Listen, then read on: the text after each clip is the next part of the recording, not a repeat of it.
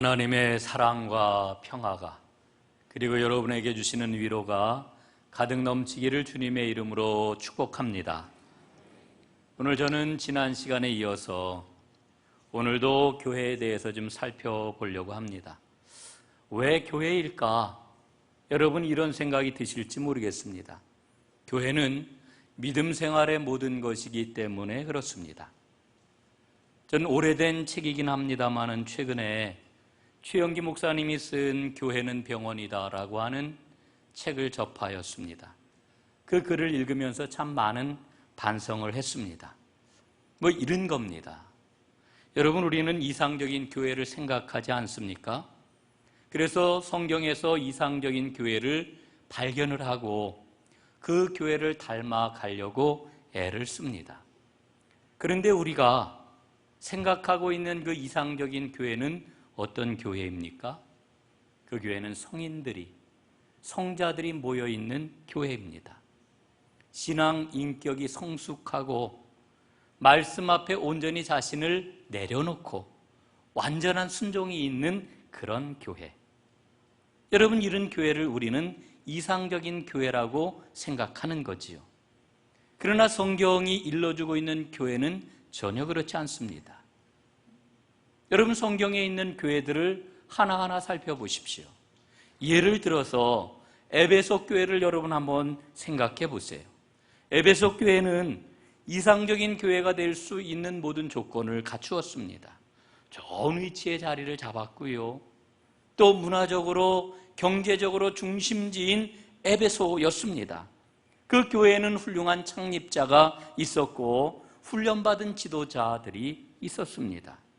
그런데 에베소에 관한 성경 말씀을 보게 되면은 에베소 교회는 우리가 기대하는 그런 그 교회의 모습을 보여주지를 않습니다. 에베소 교인들을 보니까요, 그 중에는 거짓말하는 사람들이 얼마나 많았는지 모릅니다. 또 그 중에는 혈기 부리는 사람들도 엄청나게 많았습니다.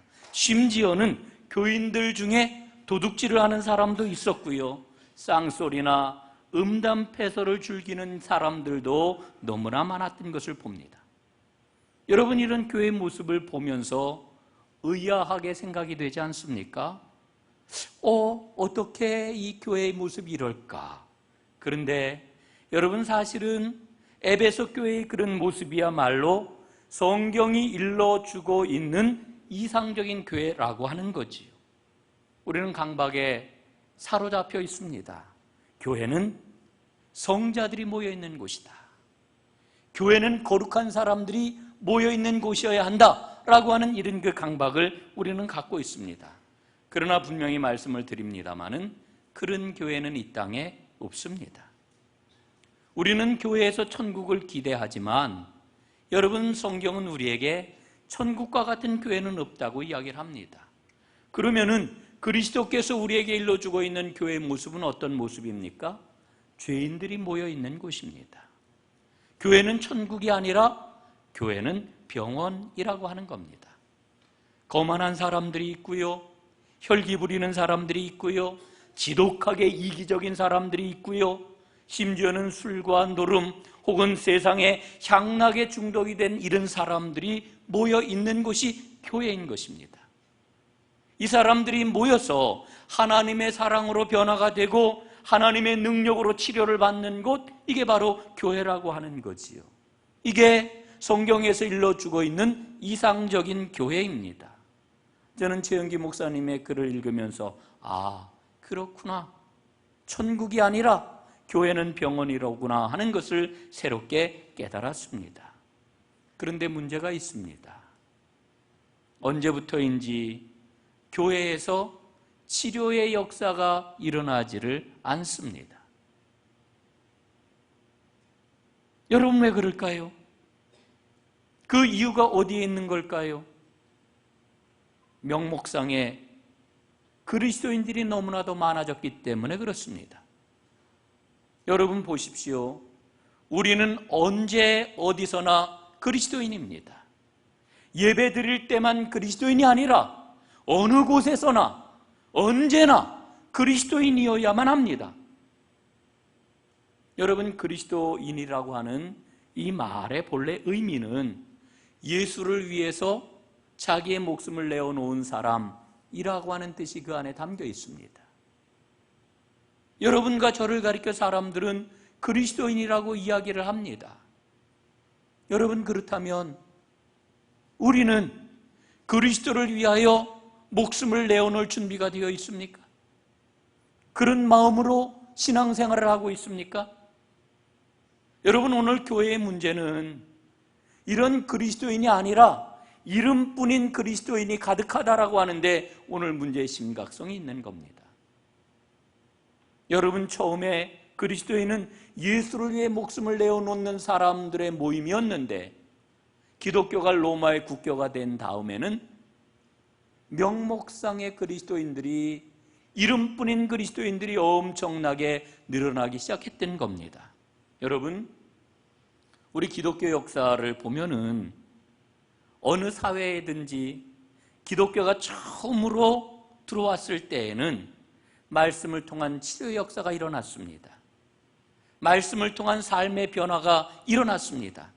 그러나 시간이 조금만 흐르고 나면은 그런 능력과 하나님의 역사는 점점 희미해지고 명목상의 그리스도인이 많아지게 되는 이와 같은 역사를 보게 됩니다. 여러분, 오늘 우리 교회 전농교의 모습은 어떻습니까? 진정한 그리스도인으로 가득합니까? 아니면 명목상의 그리스도인이 우리 가운데 많이 있습니까? 오늘 이 자리에 있는 여러분과 저는 진정으로 하나님이 기뻐하시는 참된 그리스도인이 될 수 있기를 주님의 이름으로 축복합니다. 그 참된 그리스도인으로 말미암아 참된 교회가 세워지게 되는 것인데, 오늘 저는 여러분과 함께 이 참된 교인이 되는 길, 그래서 참된 교회를 이루는 길이 무엇인가를 함께 살펴보려고 합니다. 여러분, 참된 교회는 어떤 교회가 참된 교회일까요? 첫 번째로는 하나가 되는 교회, 이게 바로 참된 교회입니다. 오늘 성경 본문 말씀을 보면은 믿는 사람이 다 마음을 같이하여 솔로몬 행각에 모였다, 이렇게 일러주고 있습니다. 다 마음을 같이해서 솔로몬 행각에 모였다라고 하는 이 모습이 얼마나 아름답습니까? 그런데 여러분, 사탄은 교회를 분열시키고 교회를 망신시키고 그래서 교회를 쇠퇴시키려고 하는 이와 같은 공작을 지금도 펼치고 있습니다. 여러분, 마귀는 오늘도 사람들에게 하나님의 말씀에 대한 의심을 품게 합니다. 하나님의 말씀에 대해서 의심을 품게 되면 어떤 결과가 나타날까요? 사람과 사람 사이에 의심과 갈등이 일어나게 됩니다. 여러분, 그러므로 우리가 영적으로 깨어 있으면은 하나님의 백성 사이에서 갈등이 생기고 문제가 생기게 되면은 이것은 마귀가 일으키는 분열의 역사인가 보다, 이것을 볼 수 있어야 됩니다. 여러분, 앞에서 교회는 병원이라고 말씀을 드렸습니다. 여러분, 병원에서는 고치는 그 역사가 일어나야 되지 않겠습니까? 여러분, 고치는 역사가 교회 안에서 왕성하게 일어나야 되는데, 이 치료의 역사가 일어날 수 있기 위해서는 분위기가 참 중요합니다. 그 분위기가 뭐냐? 그것은 바로 하나가 되는 것입니다. 여러분, 사도 바울은 에베소서 4장 32절에서 이렇게 우리에게 말씀을 합니다. 서로 친절하게 하며 불쌍히 여기며 서로 용서하기를 하나님이 그리스도 안에서 너희를 용서하심과 같이 하라, 이렇게 말씀을 합니다. 서로 친절하게 하고 불쌍하게 여기고 서로 용서하는 것이 바로 하나님께서 하나님의 백성들에게 요구하시는 거라고 하는 거지요. 여러분, 그런데 그 전제가 무엇입니까? 우리가 하나님께 용서받은 것처럼 여러분, 이 은혜가 우리 전농교회 안에 가득하기를 간절히 바랍니다. 여러분, 한번 생각해 보세요. 우리가 종종 병원을 가지 않습니까? 여러분, 병원에 가면은 아픈 사람들이 누워 있습니다. 여러분, 그 아픈 사람을 향하여서 왜 당신은 사람 구실을 못하는 거요? 이러면서 타박하거나 그 사람을 구박하지 않습니다. 여러분, 교회도 마찬가지입니다.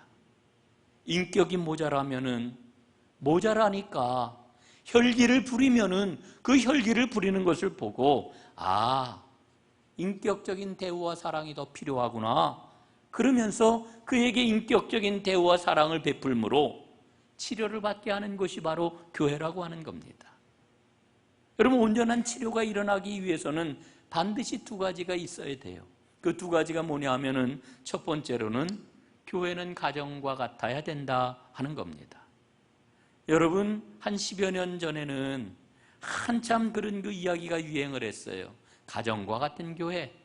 요즘은 그 이야기가 쑥 들어갔는데, 여러분이 가정과 같은 교회라고 하는 표현은요, 한때 강조하고 이제는 뭐 소홀하게 여겨도 되는 그런 그 표어가 아닙니다. 항상 교회는 가정과 같아야 됩니다. 그 의미는 가족과 같아야, 가족적이어야 된다라고 하는 것을 우리에게 일러주고 있는 거지요. 여러분, 한번 생각을 해보면은 가정 안에서는요, 모든 식구들이 때로는 실수할 수도 있고 허물이 있을 수도 있습니다. 그러나 가정에서는 그 모든 실수와 허물이 용납이 됩니다.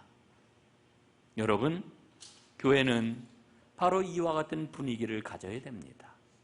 그럴 때 하나님의 치료의 역사는 교회 안에서 일어나게 되는 거지요.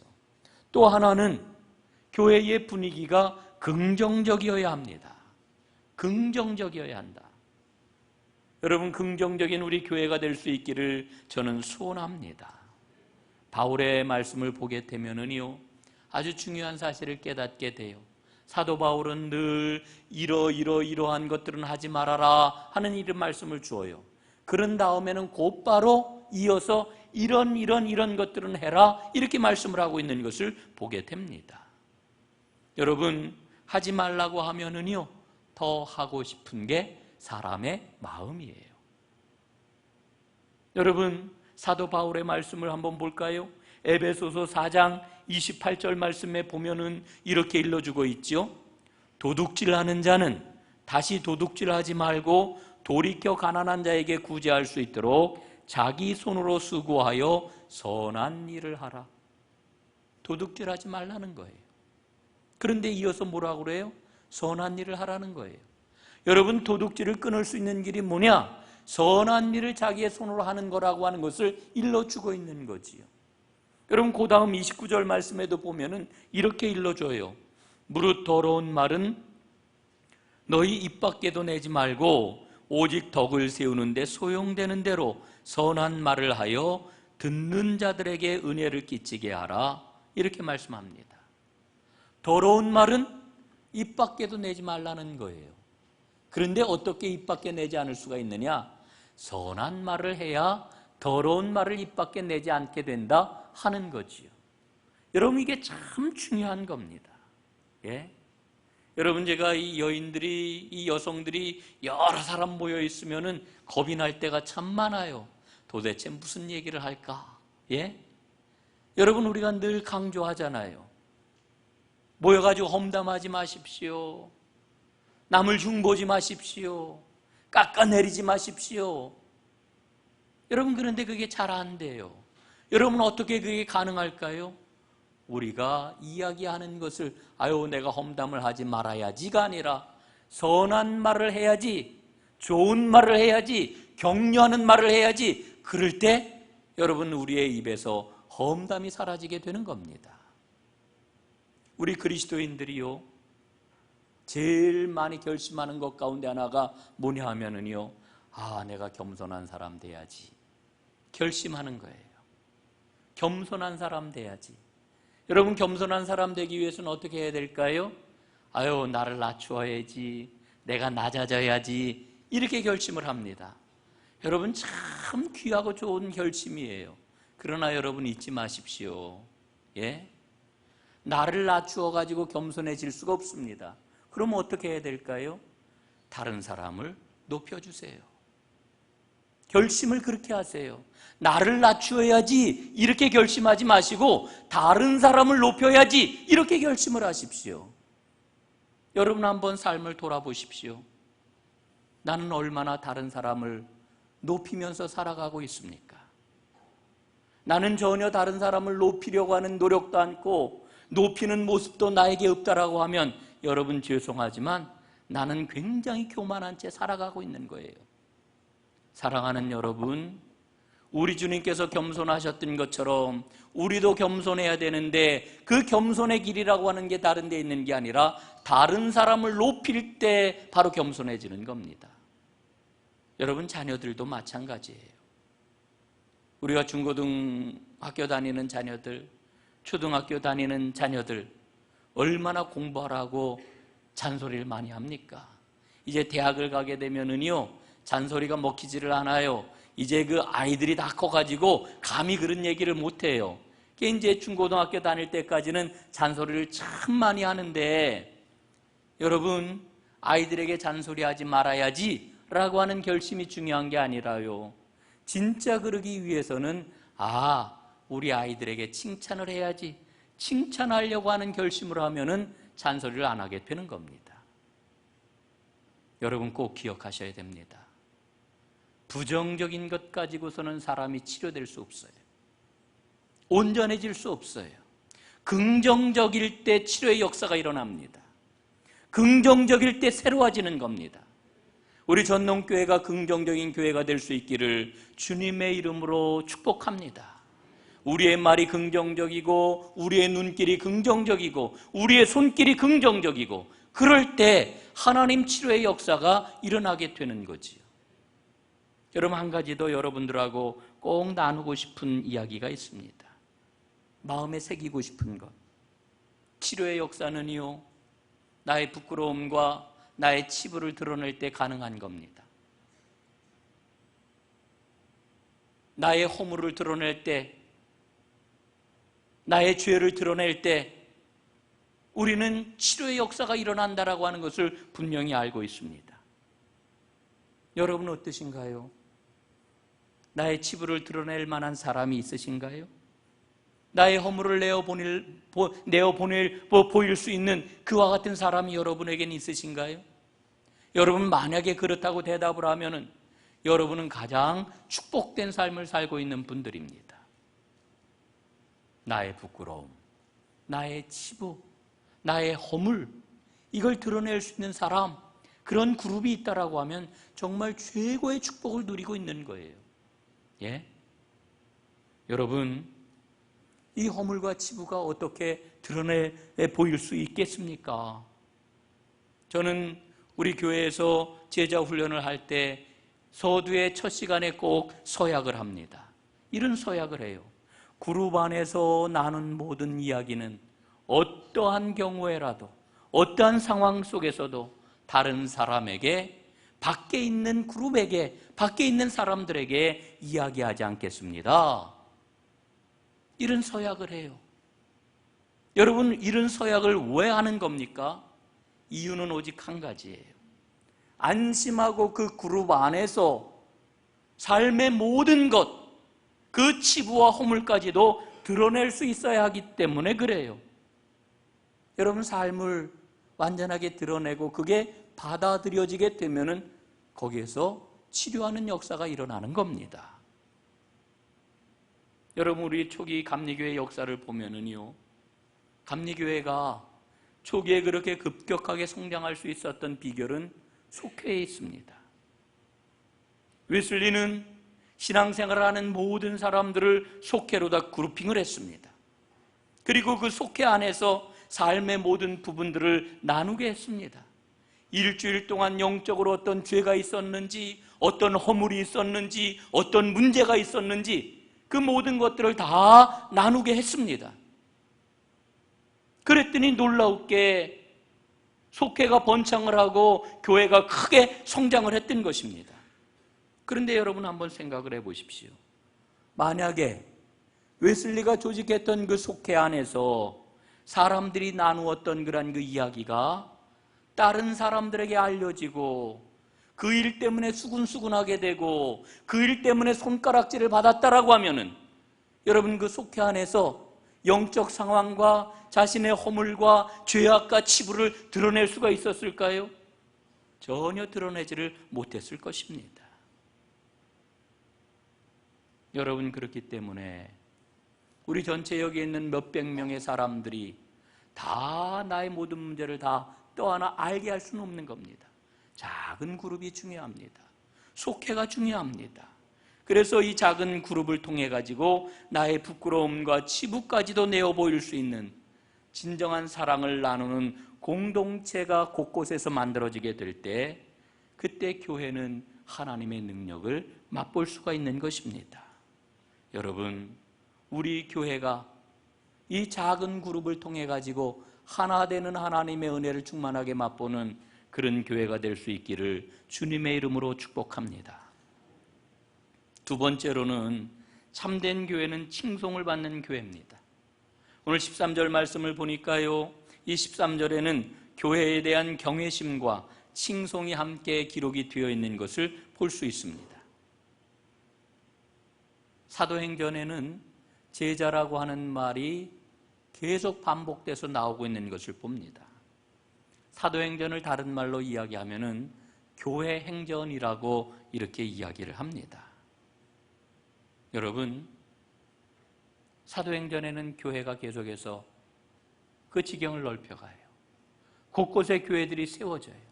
복음의 영역이 확장이 되어져요. 그런데 바로 그 영역을 확장하는 사람들이 누구냐 하면은 제자들이라고 하는 거지요. 그래서 사도행전을 읽으면서 우리는 깨닫게 됩니다. 아, 그리스도인은 곧 예수님의 제자로구나. 이 사실을 깨닫게 돼요. 사랑하는 여러분, 오늘 나는 예수님의 참된 제자입니까? 어떠세요? 나는 정말 예수님의 제자인가요? 여러분 꼭 제자이시기를 간절히 바랍니다. 우리가 날마다 제자가 되고 있는지 그것을 알아볼 수 있는 표가 있습니다.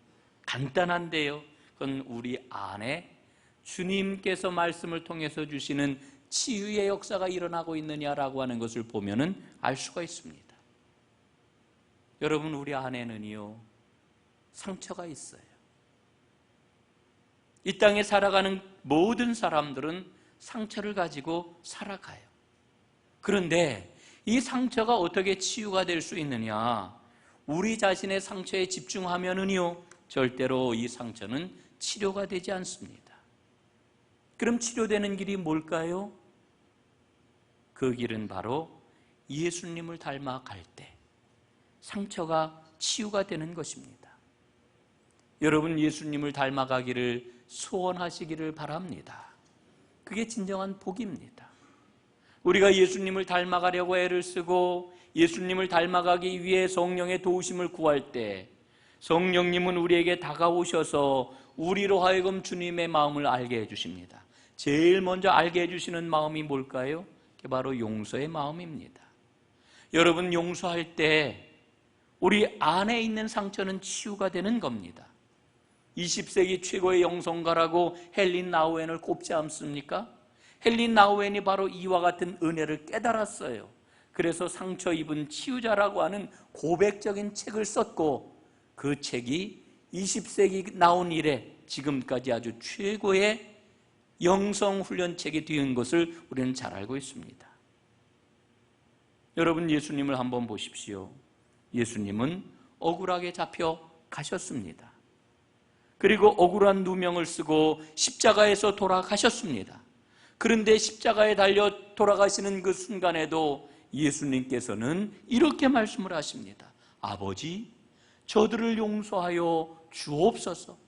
저들은 자기들이 하는 일이 무엇인지를 알지 못합니다. 피눈물을 흘리는 가운데서 용서의 고백을 주님께 드리고 돌아가셨던 것을 우리는 봅니다. 여러분, 이게 우리가 믿고 있는 예수님의 본 모습입니다. 최영기 목사님의 책에 보면은 이런 이야기가 나옵니다. 어느 날 한 자매가 갑자기 다리가 아파가지고 걷지 못하는 이와 같은 증세를 보이게 되었습니다. 그래서 교회를 못 나오게 되었습니다. 3주일 동안이나 교회를 나오지 못하다가 3주 만에 교회를 나왔는데 다리를 쩔룩쩔룩거리면서 교회에 나온 것을 보았습니다. 그래서 목사님이 그 자매를 불러가지고 그 자매를 위하여서 간절히 기도를 했습니다. 그리고는 다리가 어떻게 아프게 되었는지, 다리가 아프기 시작할 때 혹시 무슨 특별한 일이라도 있었는지 그거를 물었다라고 하는 거지요. 그랬더니 이 자매가 한참을 망설이다가 이야기를 하기 시작을 했습니다. 남편이 결혼한 지 꽤 오래되었는데 남편이 자신에게 직장을 가지라고 보채기 시작했다는 겁니다. 당신 맨날 집에서 뭐해? 나가서 돈 좀 벌어와. 직장 잡아. 뭐 이렇게 직장을 잡고 돈을 벌려고 막 보채더라는 거지요. 그 순간 얼마나 마음이 아프든지 남편이 미워졌고 남편에 대한 원망이 생기기 시작을 했습니다. 그리고 평생 자신을 향하여서 서운하게 했던 그런 그 일들이 한꺼번에 다 살아나면서 미워하고 원망하는 것을 뛰어넘어가지고 막 그냥 남편 정말 얼굴도 보기 싫은 그와 같은 마음이 생겼다라고 하는 거지. 그 이야기를 다 듣고 목사님이 그 자매에게 이렇게 이야기를 했습니다. 남편을 용서할 마음이 혹시 없으십니까? 남편을 향하여 원망했던 것 회개할 마음이 없으십니까? 제 마음에는 자매님이 그렇게 하나님 앞에 회개하고 기도를 해야 아픈 게 나을 것 같습니다. 그랬더니 이 자매가 아무 말도 하지 않고 침묵을 하고 있었는데 침묵 끝에 눈물이 눈에서 쭈르륵 흐르기 시작을 하더니 눈물을 흘리면서 남편을 미워했던 것, 남편을 원망했던 것 용서하는 기도를 하며 하나님 앞에 회개하며 기도를 했다는 거죠. 목사님도 간절히 이 자매를 위해서 함께 기도를 해 주었습니다. 그리고 이 자매는 일어나서 집으로 돌아갔습니다. 그리고 한 일주일쯤 지났는데 이 자매가 목사님에게 이야기하기를 목사님 깨끗이 나았습니다. 이번 일을 통해 가지고 하나님이 어떤 분이신지를 알게 하고 또 하나님의 능력을 체험하게 해주셔서 정말 감사합니다. 이렇게 얘기를 했다는 거지요. 여러분, 교회는 칭송을 받아야 합니다. 왜냐하면은요, 처음 교회가 그랬습니다. 예루살렘 교회가 칭송을 받았고요, 안디옥 교회가 칭송을 받았습니다. 그리고 지금까지 지상에 있는 건강한 교회들이 칭송을 받습니다. 여러분, 그런데 어떻게 교회가 칭송을 받을 수 있겠습니까? 저는 용서의 기적을 통해 가지고 칭송을 받을 수 있다고 분명히 믿습니다. 여러분, 교회의 진정한 표징은 기적입니다. 오늘 성경 본문을 보게 되면은 사도들을 통하여 교회에서 일어난 수많은 기적들을 우리에게 이야기를 해주고 있습니다. 여러분, 오늘 우리 시대의 기적은 뭘까요? 저는 용서라고 분명히 믿습니다. 우리 시대, 우리 안에서 일어날 수 있는 기적, 그건 바로 용서입니다.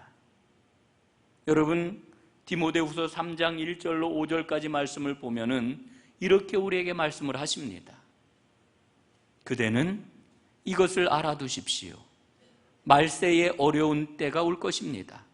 사람들은 자기를 사랑하며 돈을 사랑하며 뽐내며 교만하며 하나님을 모독하며 부모에게 순종하지 아니하며 감사할 줄 모르며 불경스러우며 무정하며 원한을 풀지 아니하며 비방하며 절제가 없으며 난폭하며 선을 좋아하지 아니하며 배신하며 무모하며 자만하며 하나님보다 쾌락을 더 사랑하며 겉으로는 경건하게 보이나 경건함의 능력은 부인할 것입니다. 그대는 이런 사람들을 멀리 하십시오.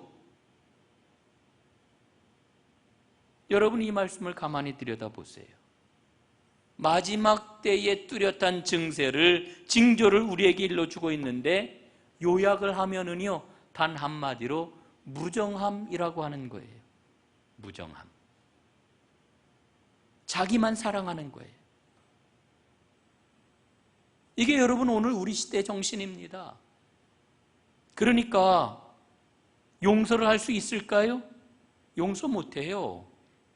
무정한 마음, 자기만 사랑하는 마음, 여러분 어떻게 거기에서 용서가 일어날 수 있겠습니까? 용서에 대한 관심이 없어요. 이런 상황에서 교회가 용서를 말하고 교회 공동체 안에서 용서가 일어나는 것, 이건 바로 기적입니다.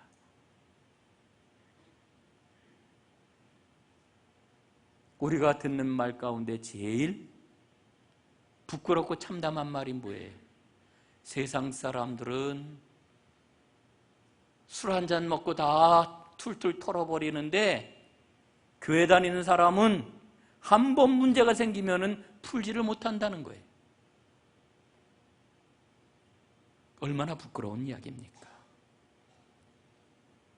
교회를 다니기는 다니는데 자기를 사랑하기 위해서 다녀요. 자기를 섬기기 위해서 다녀요. 여러분, 자기를 사랑하고 자기를 섬기는 이 모습은 혼동된 삶의 가장 큰 특징 아닙니까? 여러분, 간절하게 말씀을 드립니다. 여러분 자신의 감정을 주님께 완전히 맡기시기를 바랍니다. 여러분의 자존심을 주님께 내어드리기를 간절히 바랍니다. 여러분, 예수 믿는 게 내 감정을 이거를 더 강화시키고 내 자존심을 높이기 위해서 여러분 예수를 믿으십니까? 아니잖아요. 분명하게 아니잖아요. 그런데 예수를 믿는 그 내용을 보면은 우리는 그 덫에 전부 빠져 있단 말입니다. 주님께서는 오늘 삶의 우선순위가 바로 잡히기를 원하고 계십니다. 우리의 감정과 우리의 교만심, 주님께 온전히 복종하는 것을 주님은 원하고 계십니다. 그럴 때 우리는 용서할 수 있고요. 그럴 때 교회는 세상으로부터 칭송을 받을 수 있습니다. 우리 시대의 기적, 용서입니다. 하나님의 은혜 가운데 우리 모두 다 용서하는 사람 되어서 하나님이 칭송받는 귀한 역사가 꼭 일어나기를 간절히 바랍니다. 지상에 있는 모든 교회들은 부흥하기를 꿈꿔요. 여러분, 그 부흥은 수적인 부흥입니다. 그러나 이 수적인 부흥이라고 하는 것은 교회의 목적이 아니고요, 언제나 결과입니다. 무슨 결과냐? 내적인 부흥의 결과인 것입니다. 여러분, 내적인 부흥이 뭘까요? 치료의 역사가 일어나는 거예요. 그래서 누구든지 이 교회 공동체 안에 들어오면은 상처 많고 문제 많고 어려움 많았던 모든 것들이 치료가 되고 주 안에서 새로운 삶을 사는 것, 이게 바로 내적인 부흥이잖아요. 이 내적인 부흥이 일어나게 될 때 외적인 부흥의 역사는 저절로 일어나게 마련입니다. 사랑하는 여러분, 우리 교회 안에 이 하나님의 능력이 진정 넘쳐나고 있습니까? 내적인 부흥의 역사가 일어나고 있습니까? 그래서 성령의 도움이 필요해요. 성령의 임재가 필요해요. 오늘 이 시간 예배하는 우리 공동체 위에, 여러분 한 심령 한 심령 위에 성령 충만하게 임하셔서 하나님이 기뻐하시는 치료가 일어나는 하나님의 아름다운 교회, 병원과 같은 그 교회, 그 모습이 우리 가운데 넘쳐나기를 간절히 바랍니다. 그럴 때 하나님께서는 부흥의 열매를 맺는 기쁨까지도 누리게 하실 것입니다. 우리 전농교회 위에 이와 같은 축복이, 여러분 모두에게 이와 같은 은혜가 넘치기를 주님의 이름으로 축원합니다. 기도하겠습니다.